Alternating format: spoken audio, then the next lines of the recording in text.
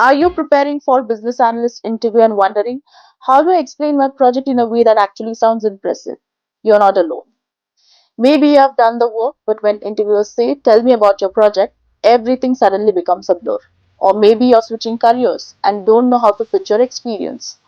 Or you keep getting interviews but not the offer. I've helped countless aspiring and current business analysts land roles in tech, finance, consulting, and product teams. And the biggest challenge I see in this is people don't know how to communicate their value clearly. And that's exactly why I've built this course. In this Udemy program, I walk you step by step through how to tell your BA project story, answer scenario based questions, break down requirements, talk about agile, user stories, SQL, dashboards, and even practice with full mock interviews.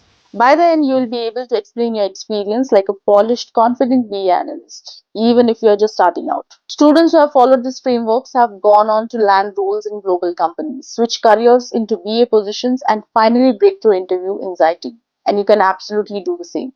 If you want the complete interview prep experience, practical exercises, mock interviews, templates, and a full project case study, enroll in this course.